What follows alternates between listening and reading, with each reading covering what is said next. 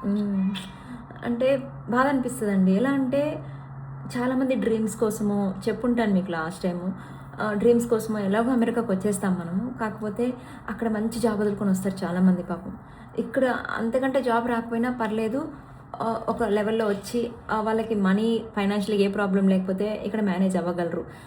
కేవలం ఈ జాబ్ మీద బతకాలి అనుకునే వాళ్ళకి ఇక్కడ కరెక్ట్‌గా జాబ్ లేకుండా, ఇండియాలో ప్రాపర్‌గా మంచి సాలరీ వచ్చి ఇక్కడ ఆ లెవెల్‌కి రీచ్ కాకపోతే కొంచెం సాటిస్ఫై అవ్వలేరు కదా! ఇక్కడ ఈ సినారియోని బట్టి చూస్తే రీసెంట్‌గా మీరు న్యూస్ వచ్చే ఉంటది. ఆల్రెడీ సర్క్యులేట్ అయ్యి ఉంటది. అమెజాన్ కంపెనీ 30,000 ఎంప్లాయీస్‌ని తీసేస్తున్నారని జెప్పేసి. అది కానట్టు ఫ్లోరిడా యూనివర్సిటీలో అసలు హెచ్-1బీ ఎంప్లాయీస్‌ని తీసుకుంటనే లేరండి. అసలు హెచ్-1బీ అంటేనే ఎందుకో వాళ్ళకి ఫుల్ క్లారిటీ వచ్చింది ఈ $1,00,000 కాన్సెప్ట్ గురించి. అయినా గూడా ఎందుకో హెచ్-1బీ వాళ్ళంటే ఒక కొన్ని రోజుల దాకా ఉండేటట్టుంది ఇది. ఒక 3, 4 నెలలు మేబీ 6 నెలల దాకా కూడా ఈ ప్రాసెస్ ఉండేటట్టుంది. ఇంకా భయపడుతున్నారు ఇంకా. అంటే ప్రాసెస్ చేస్తే మళ్ళీ మన ఏం ఈ ట్రంప్ ఏ టైంలో ఏం డెసిషన్ తీసుకుంటాడో మళ్ళీ ఎందుకు అనేసి. వాల్మార్ట్ వాళ్ళైతే అసలు హెచ్-1బీ ప్రాసెసే చేయనంటున్నారు.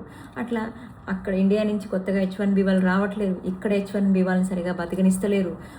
అసలు ఏమవ్వాలి ఇప్పుడు ఈ హెచ్-1బీ వాళ్ళందరూ అర్థమవుతలేదు. చాలామంది బయటకు చెప్పుకుంటలేరు కానీ చాలా బాధగా ఉంది. హెచ్-1బీ అసలు సినారియో ఏ టైంలో ఏం జరుగుతుంది?